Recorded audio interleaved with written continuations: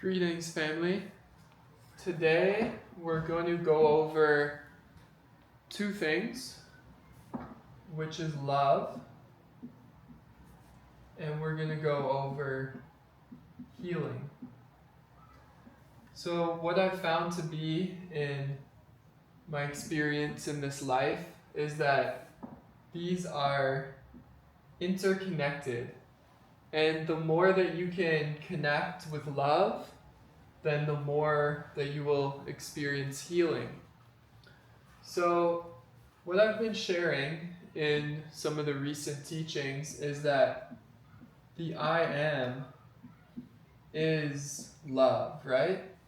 And the I am is this present moment, right?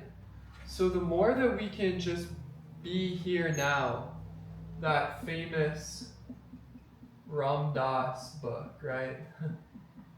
Be here now.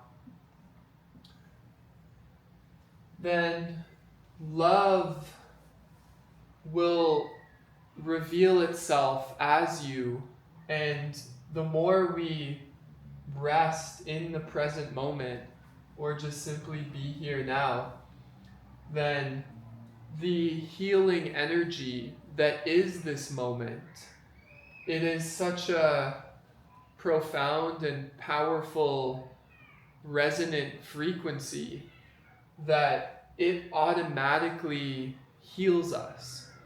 So, for myself, I've been practicing this specific Dr. Joe meditation, and it's called the generous present moment. And that's really important because it is very generous in what it gives us. And the more that we can surrender into the moment, into the now, right? We know that book, The Power of Now, right? The now is where true power lies.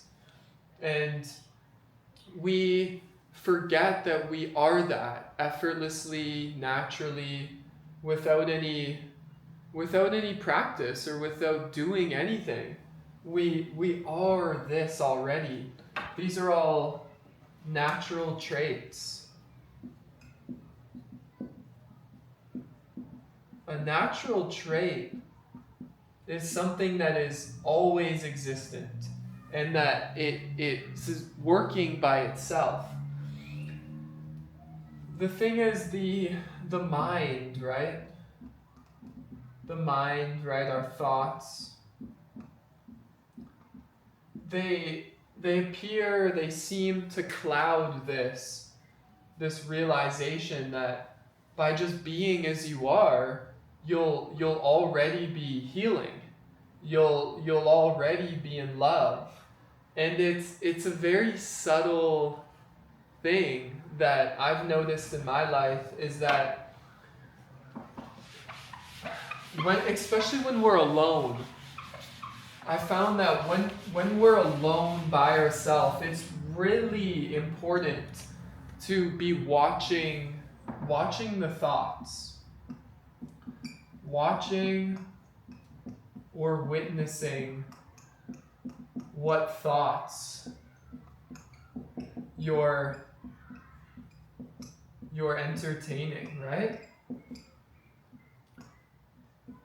Because what entertaining, right? So whatever thoughts we're paying attention to or we're giving our power to, this I am energy to, is what we're entertaining, right?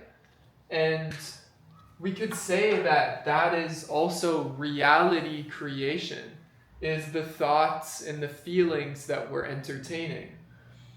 And I've noticed in my life, if I don't, with the conscious effort, so to speak, of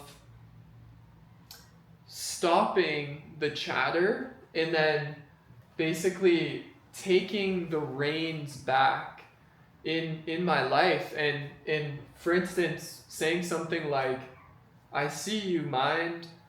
I see you for what you are. You're just this chattering nonsense. You could even speak to it like this, or as Dr. David R. Hawkins says, like a little pet. You can almost develop this relationship with your mind where it's like a little pet, and anytime it's like chattering and messing with your peace, you can be like, no, like almost like a dog or like an animal. You can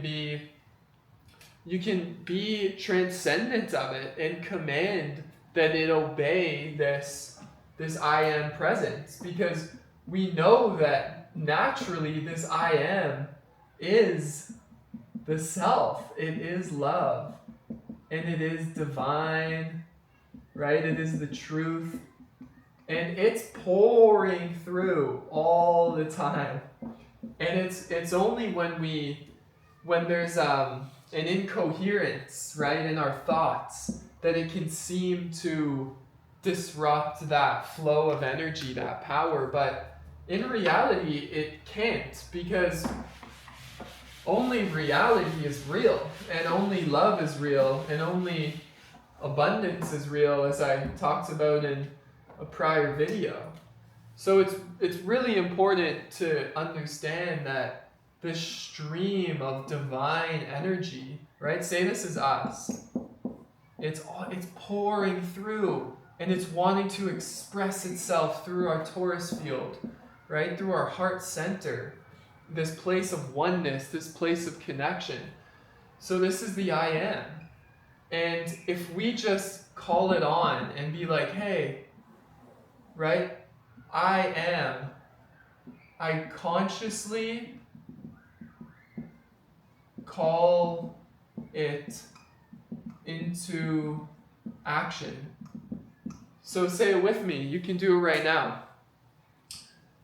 I am energy.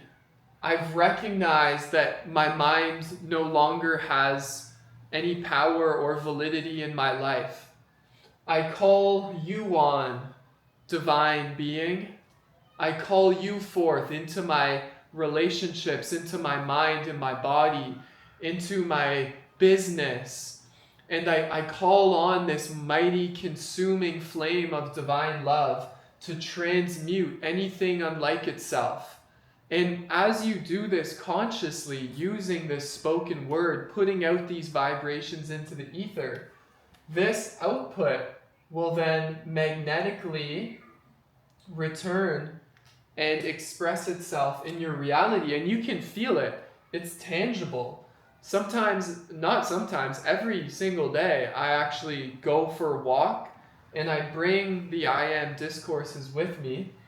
And I'll actually recite out loud. It's one of the practices that I love doing. Instead of just in thought, I actually speak it into existence. And I will walk for hours and simply recite a specific I am statement, and I'll feel it in my body. I'm embodying this energy, embodying this frequency, and feeling its tangible effect in my reality. And then you leave the rest up to this divine intelligence. But as long as you put it out there into the field, put it out, right? And if it's a constructive desire, the universe, right? This one song loves singing with you when you're putting out a constructive thought and feeling. And it will support that way more than it will support negativity. And that is what we want to practice. And with all of this, cycling it all back to love and healing, this is how we heal. We begin to courageously claim our birthright as this. And we start to claim our oneness with this I am presence. And when you do this, you raise the frequency and vibration of your being. And then that's what you become. And then your whole world, your whole reality will become in alignment with this new state of being. So lastly, to keep it short today, is that we get into the recognition that we are the I am, right? Which is divine love. And it is also wholeness. And healing and wholeness are similar, right? If not one and the same. So as we abide in the silence of our being, we call on this energy and surrender into it and allow it to show its power to you, and really to let go, letting go and allowing it to reveal that you are this light, you are this love, and you are this healing energy, and allowing it to outpour through you and to renew you and to regenerate you. And then it will also do that with all of life, because we are all in communion and communication with each other. So I hope that this can serve you, and I send you so much love, and have a wonderful day.